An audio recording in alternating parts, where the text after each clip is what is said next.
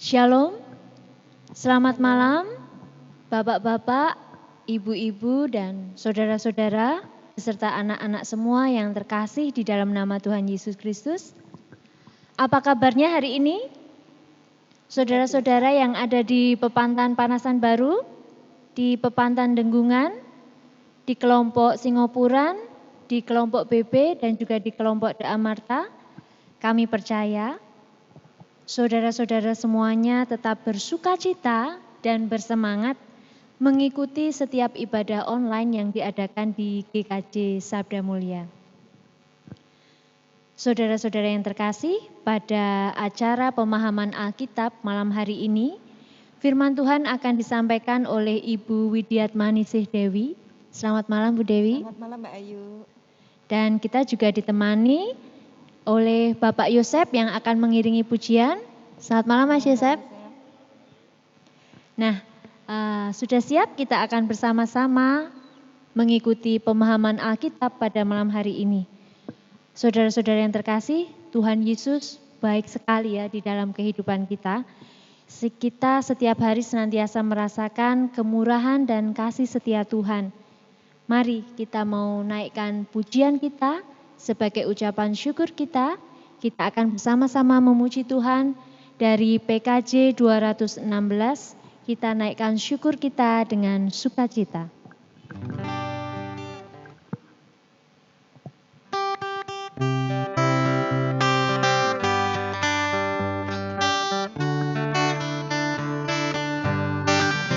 Berlimpah sukacita di hatiku, di hatiku, di hatiku, berlimpah sukacita di hatiku, tetap di hatiku, aku bersyukur, bersukacita, kasih Tuhan diam di dalamku, aku bersyukur, bersukacita, kasih Tuhan diam di dalamku.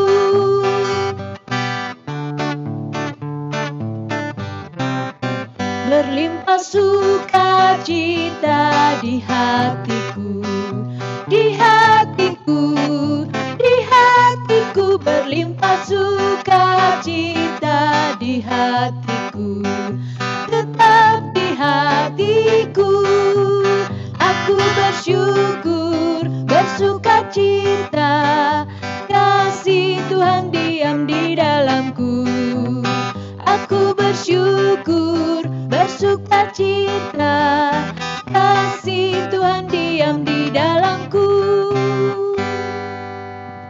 Sebelum kita akan mulai kebaktian pemahaman Alkitab pada malam hari ini, kita akan bersama-sama berdoa.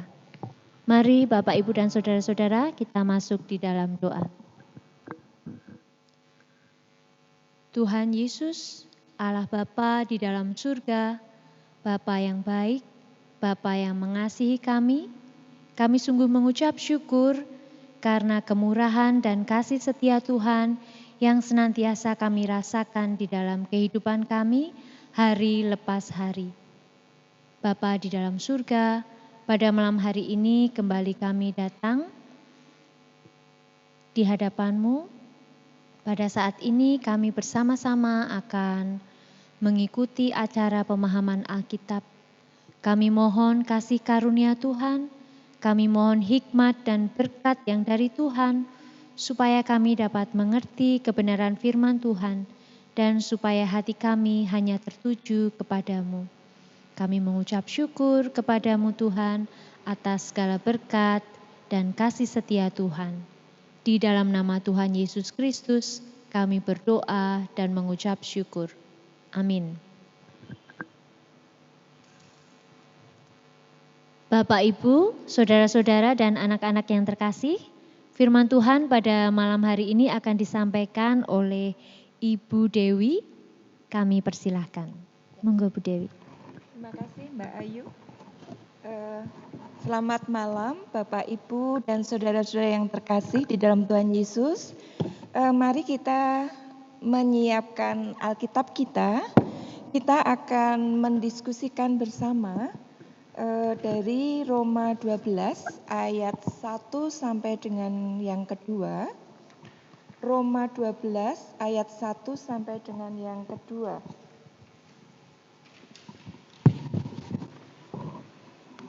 Baik, apakah sudah siap semua? Akan saya bacakan terlebih dahulu Roma 12 ayat 1 sampai dengan kedua yang demikian firman Tuhan. Karena itu, saudara-saudara, demi kemurahan Allah, aku menasihatkan kamu supaya kamu mempersembahkan tubuhmu sebagai persembahan yang hidup, yang kudus, dan yang berkenan kepada Allah. Itu adalah ibadahmu yang sejati. Ayat yang kedua, janganlah kamu menjadi serupa dengan dunia ini, tetapi berubahlah oleh pembaharuan budimu, sehingga kamu dapat membedakan manakah kehendak Allah, apa yang baik, yang berkenan kepada Allah, dan yang sempurna. Bapak, Ibu, dan saudara-saudara yang terkasih, tema PA malam hari ini adalah ibadah sebagai tanda keselamatan. Saya ulangi, ibadah sebagai tanda keselamatan.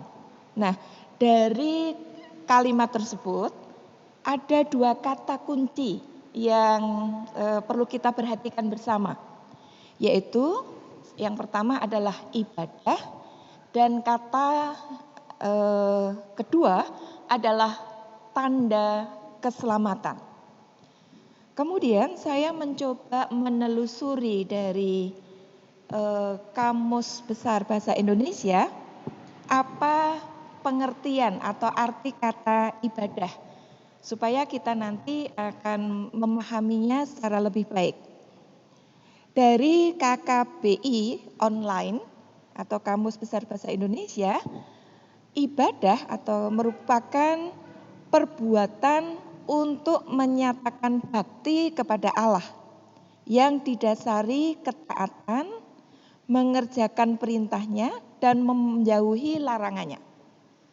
Jadi saya ulangi sekali lagi, ibadah itu merupakan perbuatan untuk menyatakan bakti kepada Allah yang didasari ketaatan, mengerjakan perintahnya, dan menjauhi larangannya. Kemudian di situ juga disebutkan kata beribadah, atau beribadah berupa kata kerja adalah menjalankan ibadah, menunaikan segala kewajiban yang diperintahkan Allah. Jadi dalam hal ini ibadah itu tidak hanya sekedar beribadah ke gereja. Saya mau beribadah ke gereja. Jadi bukan hanya sekedar itu. Atau juga bukan sekedar PA. PA memang merupakan ibadah. Juga bukan hanya sekedar kegiatan gerejawi lainnya. Misalnya kur, lalu besuk orang yang sakit atau sedang berkesusahan dan lain-lainnya. Itu memang merupakan ibadah. Namun di dalam pengertian yang kita gunakan saat ini, ibadah itu merupakan seluruh perilaku dan sikap hidup kita yang menyatakan bahwa kita itu mengasihi Allah.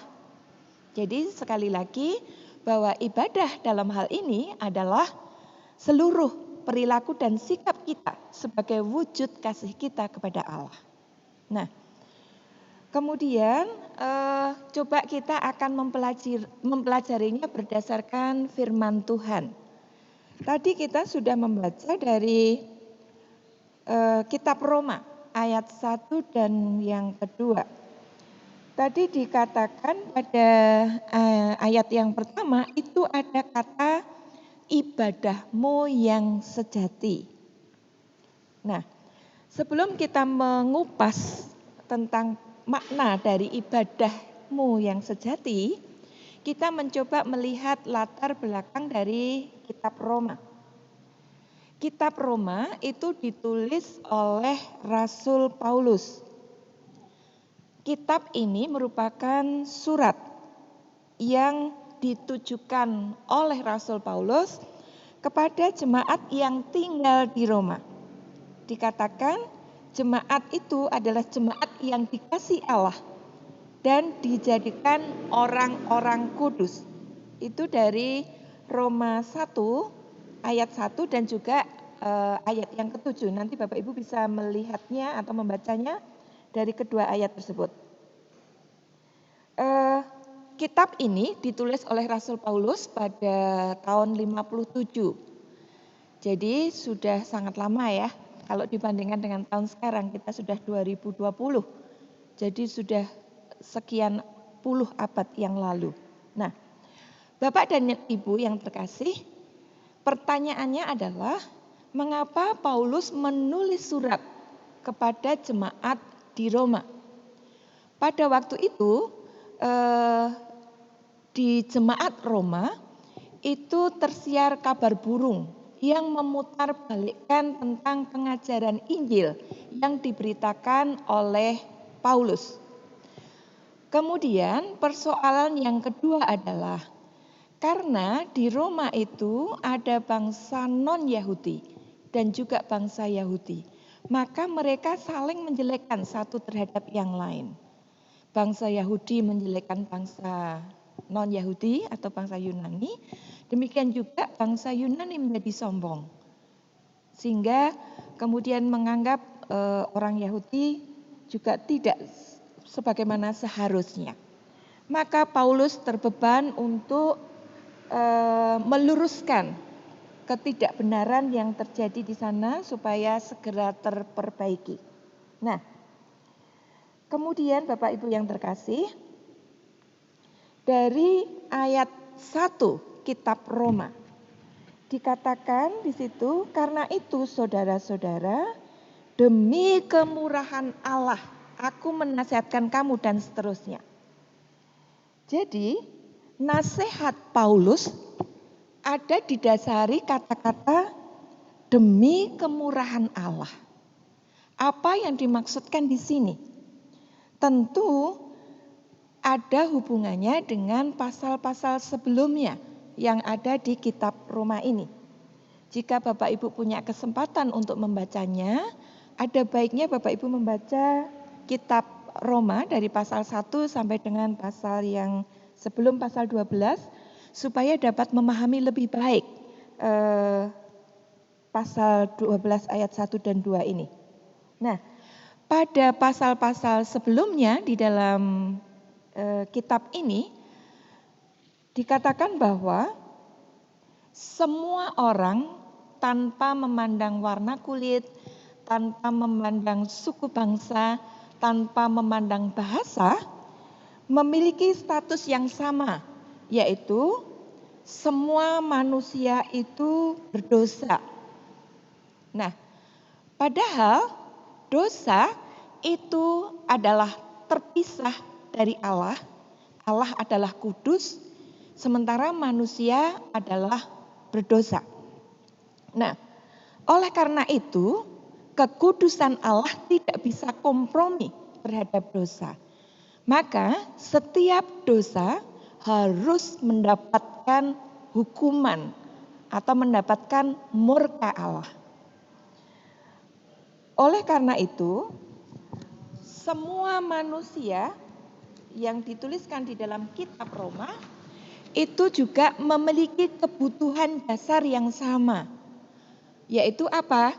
Karena tadi kan keadaannya berdosa, maka kebutuhannya juga sama, yaitu memperoleh jalan untuk bebas dari dosa. Lalu apa akibatnya ketika berdosa? Tadi selain terpisah dari Allah, maka manusia juga ada di bawah penguasaan dosa. Oleh karena itu manusia juga suka berbuat dosa dan bahkan sampai kehilangan kemuliaan Allah. Kalau kondisi ini terus-menerus sampai seseorang atau manusia itu meninggal, maka keadaannya akan terus terpisah dari Allah. Sehingga tadi saya matur bahwa kebutuhan dasar manusia yang utama adalah terbebas dari dosa atau kuasa dosa. Nah, ada banyak pendapat, bahkan ada keyakinan yang meyakini bahwa perbuatan baik itu dapat membebaskan orang dari dosa. Nah, perbuatan baik sebanyak apapun itu tidak akan pernah mampu untuk menghilangkan kuasa dosa. Bahkan ketika kita sampai merelakan nyawa kita untuk menggantikan orang lain, itu juga tidak bisa membebaskan kita dari kuasa dosa. Karena apa? Perbuatan baik yang kita lakukan adalah perbuatan baik yang dilakukan oleh manusia yang masih dalam keadaan dosa. Sehingga apapun usaha yang dilakukan oleh manusia yang berdosa tidak akan pernah mengalahkan atau membebaskan orang dari kuasa dosa itu. Oleh karena itu, jalan satu-satunya yang mampu membebaskan kuasa dosa hanya datang dari Yang Maha Kudus atau hanya datang dari Allah saja, yaitu Tuhan Allah Bapa kita telah mengutus Tuhan Yesus ke dunia untuk menyerahkan nyawanya, mati di kayu salib dan dibangkitkan kembali untuk menjadi juru selamat manusia. Tidak hanya terbatas pada orang Yahudi, tetapi juga pada orang yang non-Yahudi, sebagaimana yang diberitakan oleh Rasul Paulus. Nah, Bapak, Ibu, dan saudara-saudara yang terkasih, kasih karunia Allah berkenan membenarkan orang yang oleh karena imannya percaya kepada Tuhan Yesus Kristus sebagai Tuhan dan Juru Selamat. Jadi saya katakan itu sebagai kasih karunia. Karena apa? Ketika seseorang mengaku percaya dengan hatinya dan juga dengan mulutnya bahwa Tuhan Yesus adalah Juru Selamatnya, maka orang itu mendapat kasih karunia Allah, dibenarkan oleh Allah. Dibenarkan maksudnya adalah yang pertama bisa dibebaskan dari dosa. Diselamatkan. Diselamatkan itu dibebaskan dari dosa, ditebus dari dosa. Dan berbalik memperoleh persekutuan kembali dengan Tuhan Allah Bapa kita. Nah, dengan demikian setiap orang yang mengaku percaya dengan mulut dan mempercayai di dalam hatinya bahwa Yesus Kristus adalah Tuhan dan Juru Selamatnya, maka orang itu dibebaskan dari hukuman dosa. Nanti kita bisa membaca Roma 8 ayat yang pertama. Atau supaya meyakinkan hal itu, saya akan membacanya terlebih dahulu. Roma 8 ayat yang ke-1 Bapak Ibu, ya. Akan saya bacakan demikian. Demikianlah sekarang tidak ada penghukuman bagi mereka yang ada di dalam Kristus Yesus. Jadi itu adalah kemurahan Allah, bentuk kemurahan Allah, kasih karunia Allah kepada semua manusia di seluruh muka bumi, di segala abad dan di segala tempat. Tidak hanya itu saja Bapak Ibu dan saudara-saudara, ketika kita percaya, kita juga sekaligus dimeterai. Meterainya tidak bain-bain dalam tanda bahasa Jawanya. Meterainya adalah Roh Kudus. Kita semua sudah tahu meterai ya? Mbak Ayu tahu meterai ya? Kita semua sudah kenal meterai. Meterai itu adalah benda pos ya, yang itu mempunyai kekuatan hukum yang sangat kuat ketika itu digunakan. Ketika suatu surat ada tanda meterai, maka surat itu mempunyai kekuatan yang sangat besar, sah, berlaku. Demikian juga sebagai tanda bahwa kita menjadi milik Tuhan Yesus Kristus, meterainya adalah Roh Kudus. Itu tandanya. Nah, selain itu, Roh Kudus yang sudah memeteraikan kita itu juga berkenan tinggal di dalam setiap kita, di dalam tubuh jasmani kita, di dalam roh tetapi bentuknya. Nanti bisa kita baca dari 1 Korintus 6 ayat 19 yang menyatakan bahwa tubuh kita ini adalah bait Roh Kudus. Dengan demikian, orang yang sudah percaya kepada Tuhan Yesus Kristus itu mendapat status yang baru, yaitu sebagai orang kudus atau orang yang dikuduskan. Orang kudus itu bukan berarti bahwa orang itu sekarang ini sudah terbebas atau tidak ada pengaruh lagi godaan dosa. Tidak demikian. Karena di dalam kita tinggal tubuh kita ini masih dikuasai dosa. Tetapi roh kitalah yang sudah dibebaskan oleh Allah menjadi miliknya. Jadi roh kita sudah merupakan roh yang diperbaharui di dalam Tuhan Yesus. Yang memperbaharui adalah Roh Kudus. Sehingga Roh Kudus berkenan tinggal di dalam roh kita yang ada di dalam tubuh kita. Nah, dengan demikian Bapak Ibu, sebagai orang-orang yang sudah dikuduskan, sudah selayaknya lah kita hidup kudus. Apa maksudnya hidup kudus? Hidup kudus adalah hidup yang sesuai dengan kehendak Tuhan Yesus Kristus yang menjadi teladan dan guru kita, juru selamat kita. Nah, selanjutnya mari kita mencermati kata tadi. Tema kita kan ibadah sebagai tanda keselamatan. Nah, kemudian dari pasal 12 ayat 1 tadi ada kata ibadahmu yang sejati pada bagian akhir dari ayat 1. Ya, saya ulangi sekali lagi. Karena itu, saudara-saudara, demi kemurahan Allah, aku menasihatkan kamu supaya kamu mempersembahkan tubuhmu sebagai persembahan yang hidup, yang kudus, dan yang berkenan kepada Allah. Itu adalah ibadahmu yang sejati. Bapak, Ibu, dan saudara-saudara yang terkasih, ibadah yang sejati dari kalimat tadi dikatakan merupakan ibadah yang berkenan kepada Allah.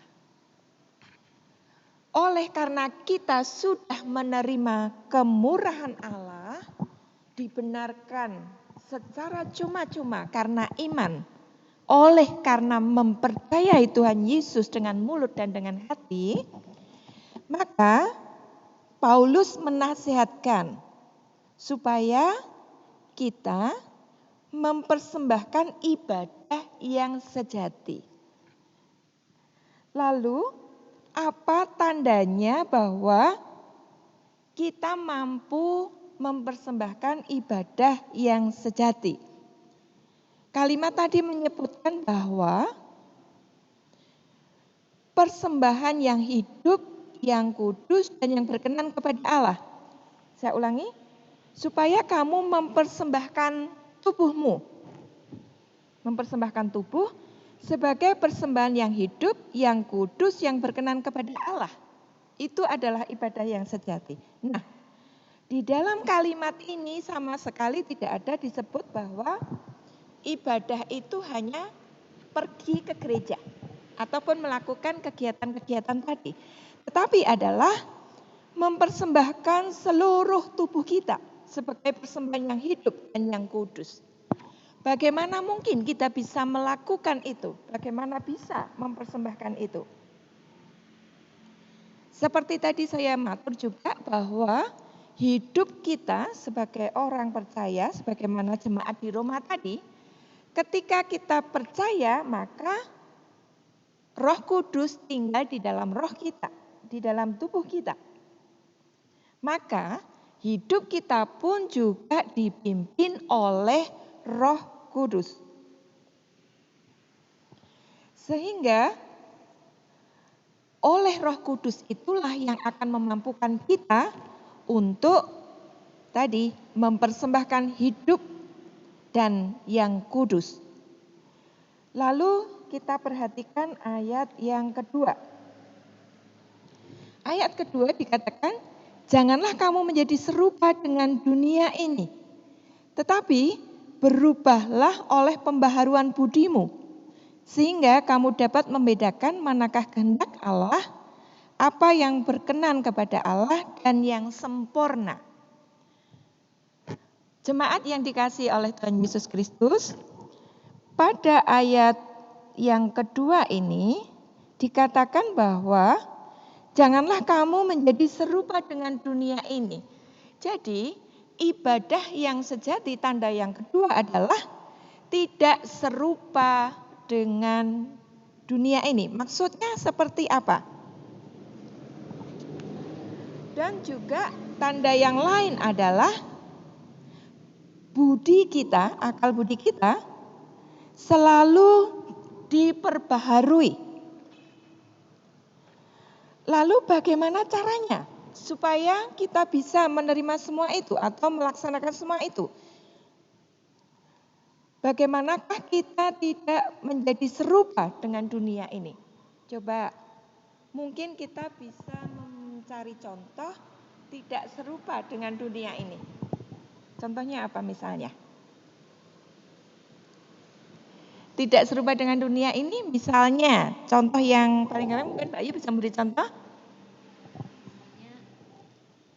Misalnya kalau yang ibu-ibu mungkin suka gosip, jadi kita nggak usah ikut-ikutan suka gosip. Oke, betul. Mas Yosef? Sama, Bu Tejo. Bu Tejo. Bu Tejo yang sekarang sedang viral ya Mas ya. Bu Tejo yang sekarang sedang viral, itu ibu-ibu pada umumnya. Nah, itu adalah salah satu contoh hidup yang serupa dengan dunia ini ketika kita menggosip.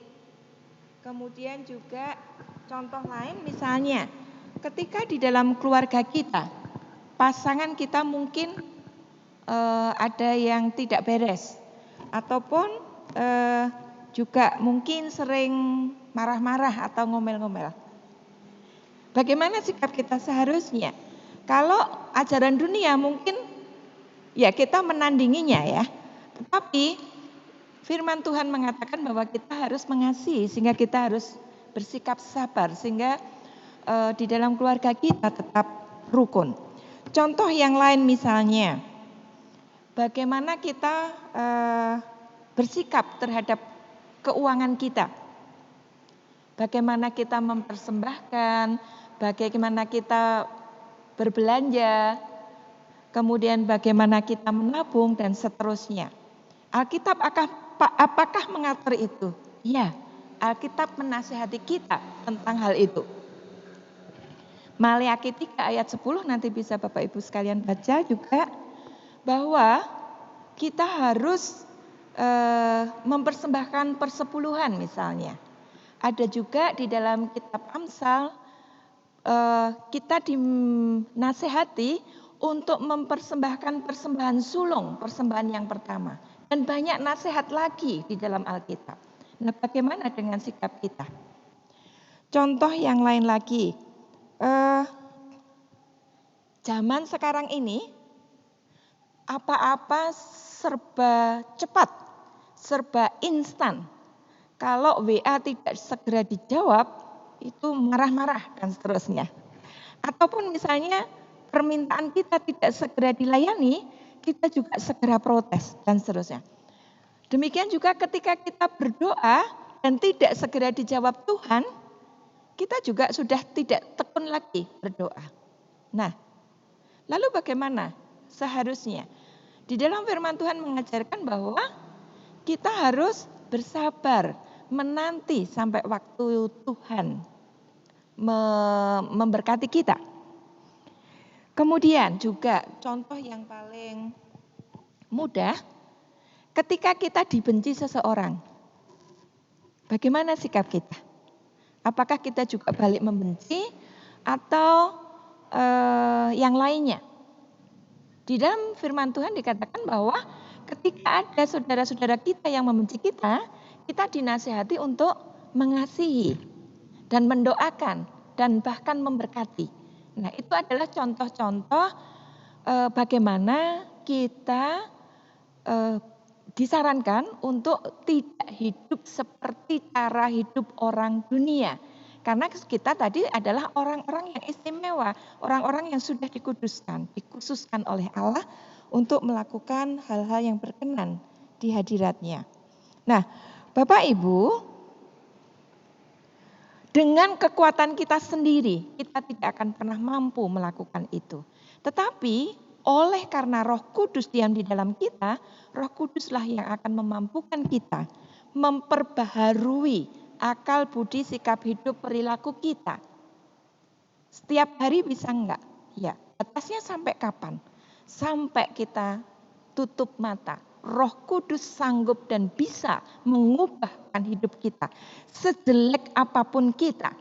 Asal kita bersedia bersandar kepada Roh Kudus dan bersedia bertobat, meninggalkan cara hidup dan sikap kita yang tidak baik, maka Roh Kudus akan berkuasa mengubahkan kita menjadi orang-orang yang berbeda sama sekali dengan cara dan sikap hidup sebelum kita menerima Tuhan Yesus. Bapak, Ibu, dan saudara-saudara yang terkasih, kembali kita ke tema tadi. Ibadah sebagai tanda keselamatan. Kata ibadah sudah kita kupas. Sekarang kata yang kedua adalah tanda keselamatan. Apa maksudnya di situ? Tadi kita sudah mengupas juga bahwa kita adalah orang-orang yang diselamatkan oleh karena iman kepada Tuhan Yesus. Oleh karena itu, kehidupan kita, perilaku dan sikap hidup kita sehari-hari juga harus mencerminkan dan menunjukkan tanda-tanda ajaran Tuhan Yesus. Itu sebagai tandanya.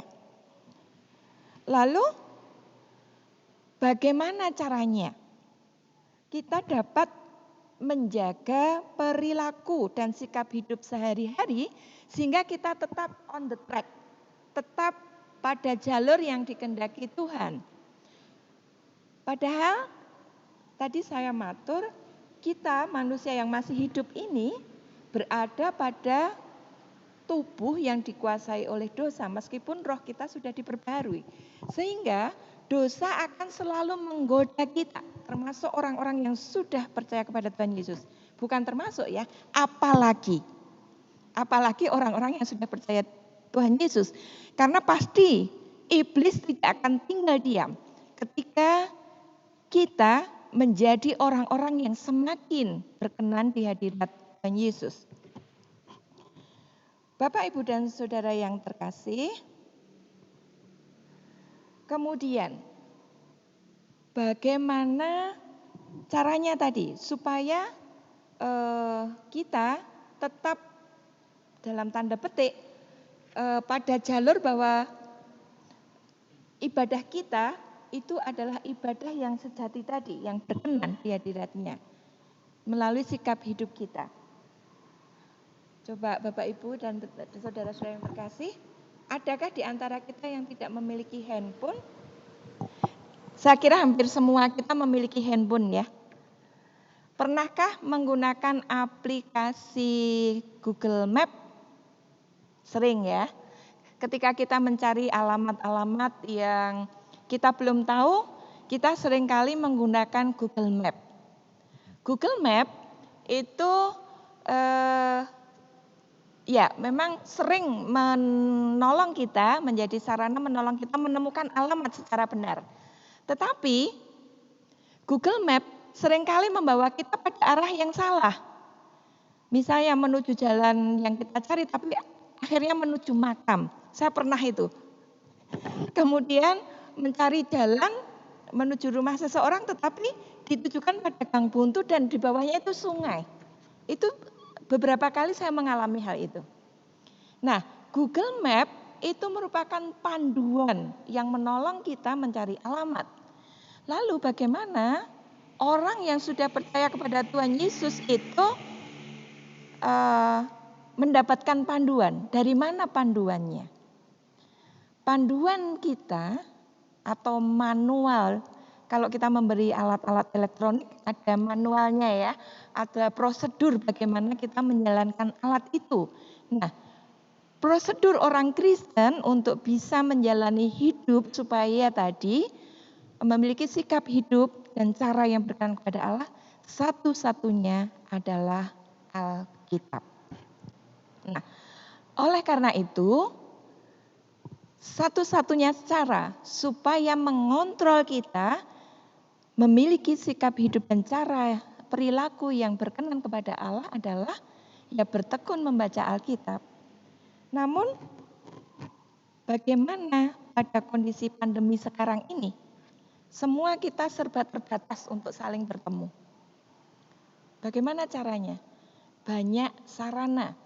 Bisa menggunakan kita membaca Alkitab baik di dalam handphone ataupun Alkitab yang ada di kitab kita sendiri-sendiri, ataupun juga mendengarkan radio, melihat YouTube ataupun siaran-siaran online rohani yang lain.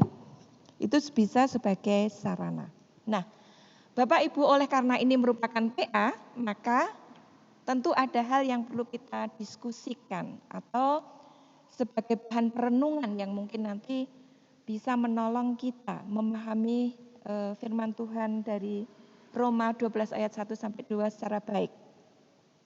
Yang pertama adalah apakah hidup kita sudah bersandar penuh pada pimpinan dan arahan dari Roh Kudus? Jadi saya ulangi, apakah hidup kita sudah bersandar penuh pada pimpinan dan arahan Roh Kudus?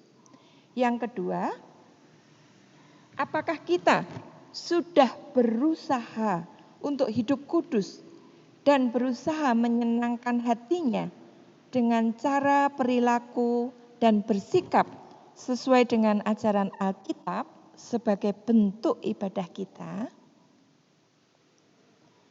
Pertanyaan yang ketiga, apakah perilaku dan sikap hidup sehari-hari kita sudah menunjukkan tanda bahwa kita adalah orang-orang yang diselamatkan oleh Tuhan Yesus?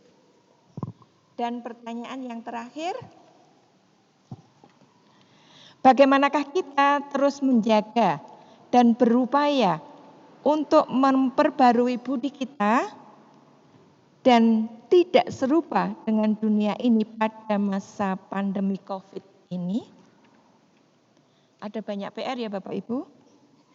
Monggo nanti direnungkan 1 minggu. Kira-kira hidup kita seperti apa. Nah, demikian Bapak Ibu pengantar PA, mungkin terlalu panjang, tetapi saya harap itu akan memperjelas ketika kita merenungkan atau mempertanyakan pada diri kita sendiri-sendiri terhadap pertanyaan-pertanyaan ini. Tuhan Yesus memberkati kita semua sehingga kita dimampukan bertumbuh dan diperbarui dari waktu ke waktu bagi kemuliaannya. Terpujilah nama Tuhan. Amin. Kita akan berdoa ya Mbak sekaligus. Ya. Bapak Ibu dan saudara-saudara yang diberkati oleh Tuhan Yesus Kristus, mari kita berdoa syafaat. Saya hantarkan. Bapa di dalam surga yang mengasihi kami, perkenankan kami menghampiri tahta kasih karunia-Mu Tuhan Di dalam nama Tuhan Yesus dan persekutuan Roh Kudus yang menjadi Allah yang kami sembah dan kami muliakan. Bapa, sungguh kami mengucap syukur. Siapakah kami Tuhan? Engkau melayakkan kami, memberikan kemurahan-Mu atas kami. Ketika kami mempercayai Tuhan Yesus Kristus dan mengaku dengan mulut, percaya di dalam hati kami bahwa Tuhan Yesus adalah juru selamat kami, Engkau berkenan membenarkan kami, memeteraikan kami dengan Roh Kudus-Mu. Bahkan Roh Kudus berkenan tinggal di dalam hidup kami, menolong kami, memperbaharui kami dari sehari ke sehari. Tuhan Allah, Bapa kami mengaku di hadapan-Mu Tuhan, bahwa di dalam hidup kami, seringkali kami tidak mencerminkan bahwa kami adalah milik Tuhan Yesus. Tuhan Allah, ampunilah kami. Dan kami memohon pertolongan-Mu Tuhan, supaya Engkau sendiri Roh Kudus yang akan terus memperbaharui iman kami, sikap hidup kami, perilaku kami, sehingga kami semakin berkenan di hadirat Allah dan kami mampu mempersembahkan hidup kami sebagai persembahan yang sejati dan berkenan di hadirat Tuhan. Bapa di surga yang Maha Kudus, Tuhan Allah kami, begitu banyak saudara-saudara kami yang belum mendengar berita Injil keselamatan dari Engkau, sehingga mereka tidak tahu jalan keselamatan itu Tuhan. Kami berdoa Allah, apapun juga sarana yang sudah dipakai, melalui apapun juga, siaran radio, siaran televisi, pemberitaan online, Alkitab yang diterjemahkan di dalam berbagai bahasa, yayasan-yayasan pendidikan Kristen, radio-radio Kristen, dan sarana-sarana lain Tuhan, gereja-gereja Tuhan yang mewartakan Injil. Tuhan berkatilah supaya sarana-sarana itu Tuhan pakai menjadi cara memperkenalkan diri-Mu Tuhan sebagai juru selamat dunia yang sanggup untuk membebaskan seluruh umat manusia, apapun juga dosanya, untuk menerima pengampunan dosa dari Allah. Bapa di surga, perkenankan kami mendoakan para pendeta, para misionaris, para pemberita Injil, guru Injil, romo, ataupun siapapun juga setiap orang yang secara pribadi memberitakan Injil-Mu. Urapilah Tuhan dengan kuasa-Mu dan penyertaan Roh Kudus, supaya itu Tuhan pakai untuk menjangkau jiwa-jiwa yang belum mengenal Tuhan. Bapa di surga, secara khusus kami mendoakan untuk gereja kami, Gereja Sabda Mulia ini Tuhan. Berkatilah dan kiranya Engkau berkenan terhadap pelayanan pemberitaan Injil di gereja ini. Tuhan, berkati Bapak Pendeta kami, Bapak Dhani Arianto, beserta para majelis, beserta dengan komisi-komisi, panitia-panitia yang ada, dan seluruh warga jemaat di semua pepantan yang ada di Genggungan, di Gereja Induk maupun di Panasan Baru. Tuhan berkati, lengkapi dengan senjata Allah, supaya semua setiap kami warga jemaat Tuhan pakai menjadi pemberita Injil-Mu dan menjangkau jiwa-jiwa yang memerlukannya. Bapa di surga, kami mendoakan secara khusus untuk pergumulan ataupun rencana kegiatan di gereja kami yang akan menyelenggarakan Rioyo Unduh-Unduh pada minggu-minggu depan yang telah berlalu. Kiranya Tuhan berkati supaya Rioyo Unduh-Unduh yang sudah dilakukan itu berkenan dengan kehendak-Mu, dan Tuhan pakai semua berkat dari Rioyo Unduh-Unduh itu menjadi sarana untuk melengkapi gereja-Mu di Gereja Genggungan. Tuhan Allah, jikalau selama PA ini ada hal-hal yang tidak berkenan dengan kehendak Tuhan, kami mohon ampun. Dan kami terus mohon penyertaan Roh Kudus untuk menjalani kehidupan kami sehari demi sehari. Terima kasih Tuhan, berkatilah seluruh jemaat-Mu tanpa terkecuali dengan berkat limpahan damai sejahtera dan sukacita dari Tuhan Yesus Kristus. Terima kasih Allah, dan di dalam satu nama kami naikkan doa syafaat kami ini, yaitu dalam nama Juru Selamat kami, Tuhan Yesus Kristus. Amin. Waktu kami aturkan kembali kepada Mbak Ayu. Terima kasih untuk Bu Dewi yang sudah menyampaikan firman Tuhan, yang mengingatkan kita bagaimana kita harus hidup. Mohon bimbingan Roh Kudus, supaya kita terus diperbaharui dari hari ke hari, supaya hidup kita dapat menjadi benar dan hidup seturut dengan kehendak Tuhan. Bapak, Ibu, saudara-saudara, dan anak-anak yang terkasih, pada malam hari ini kita juga akan menaikkan syukur kita melalui persembahan yang akan kita berikan. Dan akan kita iringi dengan pujian dari NKB nomor 133, bait yang pertama dan yang kedua. Syukur padamu ya Allah.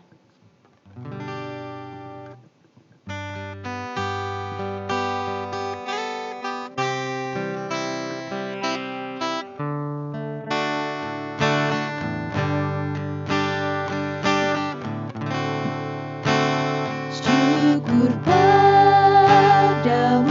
ya Allah, atas segala rahmat-Mu.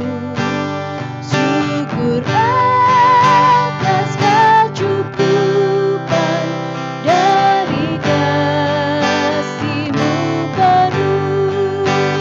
Syukur atas pekerjaan walau tubuh pun lemah. Syukur atas kasih sayang dari sangat dan lemah.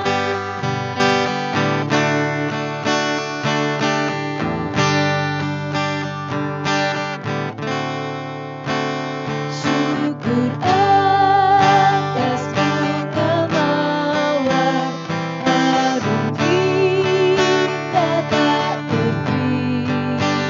Syukur atas awan hitam mentari berseri. Syukur atas suka duka yang Kau beri tiap saat, dan firman-Mu lah pelita agar kami tak sesat.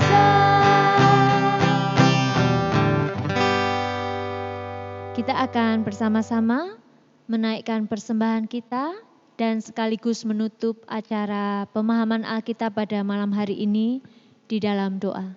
Mari kita berdoa. Atas berkat dan kemurahan Tuhan, kami dapat menaikkan syukur kami melalui persembahan yang kami berikan. Kiranya Tuhan menyucikan dan memberkati persembahan kami ini, supaya dapat digunakan untuk kemuliaan nama Tuhan, supaya apa yang kami berikan ini dapat berguna bagi pelayanan, khususnya di GKJ Sabda Mulia. Kami juga mengucap syukur Tuhan atas firman-Mu yang boleh kami terima pada malam hari ini. Kami mengucap syukur acara pemahaman Alkitab pada malam hari ini dapat berjalan dengan baik dan lancar. Jika sebentar lagi kami akan kembali melanjutkan aktivitas kami masing-masing, kami mohon Tuhan menolong kami dan membimbing kami. Terima kasih Tuhan untuk segala berkat dan kemurahan yang boleh kami terima. Kami menyerahkan hidup kami di hari-hari ke depan yang akan kami lalui. Kami mohon pertolongan Roh Kudus agar dapat memampukan kami untuk kami dapat hidup seturut dengan kehendak Tuhan. Ampuni kami akan dosa-dosa dan kesalahan kami di dalam kami mengikuti pemahaman Alkitab pada malam hari ini. Di dalam satu nama Tuhan kami Yesus Kristus, Juru Selamat kami yang hidup, kami menghaturkan doa dan ucapan syukur kami. Amin. Untuk menutup acara pemahaman Alkitab pada malam hari ini, bersama-sama kita akan pujikan lagu pujian Bapa ku persembahkan tubuhku.